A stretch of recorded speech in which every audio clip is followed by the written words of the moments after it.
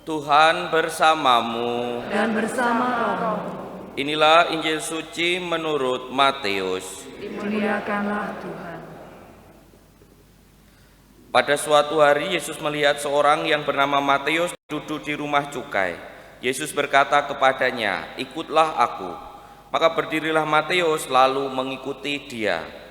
Kemudian ketika Yesus makan di rumah Matius, datanglah banyak pemungut cukai dan orang berdosa makan bersama-sama dengan dia dan murid-muridnya. Melihat itu berkatalah orang-orang Farisi kepada para murid, "Mengapa gurumu makan bersama dengan pemungut cukai dan orang berdosa?" Yesus mendengarnya dan berkata, "Bukan orang sehat yang memerlukan tabib, melainkan orang sakit. Maka pergilah dan pelajarilah arti firman ini, yang ku kehendaki ialah belas kasihan dan bukan persembahan, karena aku datang bukan untuk memanggil orang benar, melainkan orang berdosa." Demikianlah sabda Tuhan. Terpujilah Kristus. Para Romo, Bruder, Suster, Bapak, Ibu, dan saudara-saudari yang terkasih dalam Tuhan, hari ini kita merayakan pesta Santo Matius, Rasul dan pengarang Injil. Rasul yang mempunyai latar belakang berbeda dengan rasul-rasul yang lainnya. Beberapa rasul itu kan sama latar belakangnya, nelayan. Ya ada yang beda sih, ada Nathanael itu agak beda, Bartolomeus, Simon orang Selot juga berbeda, tidak nelayan. Tetapi Matius ini seorang pemungut cukai, dan ini menggambarkan dari pihak Yesus, dari pihak Tuhan, bahwa panggilan itu berlaku untuk semua orang, untuk semuanya saja, entah orang yang baik, entah orang yang mungkin masih belum baik. Itu menggambarkan hal tersebut. Dan tadi dalam bacaan Injil ditegaskan kembali bahwa semua orang dipanggil untuk ikut Yesus, karena Yesus ya makan bersama-sama dengan para pemungut cukai dan orang berdosa. Kan makan bersama, harapannya orang-orang itu juga mau ikut Yesus, tetapi ya kita tidak tahu apakah mereka yang ikut makan bersama Yesus itu juga akhirnya sadar dan kembali ke jalan yang benar.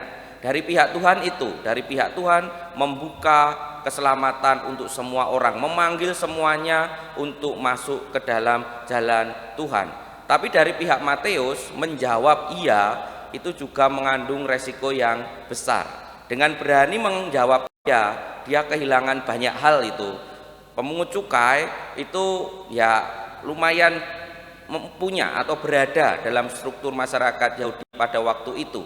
Ketika Matius menjawab ya ikut Yesus, dia jelas kehilangan status, juga pasti kehilangan kelompoknya. Belum lagi ketika dia menjawab ya, belum tentu murid-murid yang lain, murid-murid Yesus yang lain langsung menerima, karena dia kan pemungut cukai yang dianggap tadi dalam pengantar pengkhianat bangsa. Maka Matius menjawab iya atas panggilan Yesus itu ya tidak sekedar seperti yang ada dalam Injil tadi, maka berdirilah Matius lalu mengikuti dia gitu. Tapi pasti dia juga berpikir bahwa dengan mengikuti Yesus ada sesuatu yang harus saya korbankan, saya akan kehilangan sesuatu.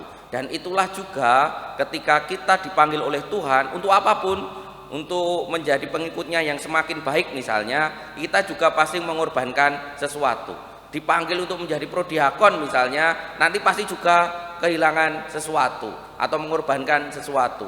Ketika diminta untuk menjadi semakin terlibat di dalam gereja, pasti juga harus mengorbankan sesuatu, karena kadang-kala kan pelayanan itu tidak bisa sesuai keinginan kita, tetapi ada yang harus digariskan, ada yang harus kita kemudian laksanakan walaupun tidak sesuai keinginan kita. Kadang-kala kita juga nggak rendah hati untuk itu, dan seringkali kemudian pengennya pelayanan sesuai keinginan kita, maka kemudian muncul sikap mutung dan lain sebagainya, bisa saja terjadi.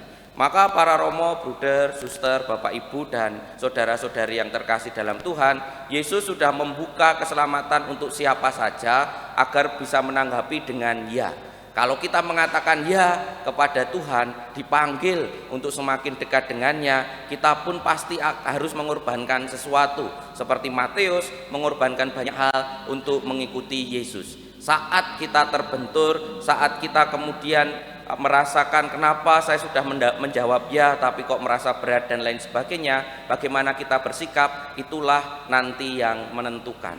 Matius rela kehilangan banyak hal dia terbentur-bentur, Yesus mati disalib, tetapi akhirnya dengan rendah hati mengakui bahwa konsepnya soal keselamatan berbeda, akhirnya menjadi pengarang Injil dalam gereja dan mewariskan sesuatu bagi kita semua. Karena apa? Karena mau kemudian menjawab ya, kehilangan segala sesuatu pun dia syukuri, dan akhirnya ketika tidak sesuai dengan keinginannya, dia pun bisa kemudian menyesuaikan dan sadar bahwa Tuhan mempunyai rencana yang lebih baik.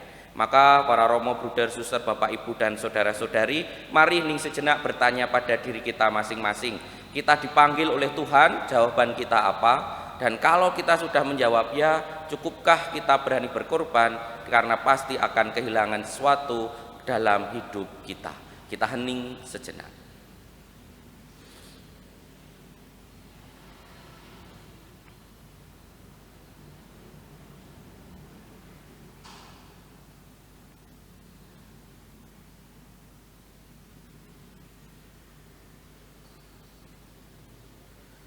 Kemuliaan kepada Bapa dan Putra dan Roh Kudus seperti pada permulaan, sekarang, selalu, dan sepanjang segala abad. Amin.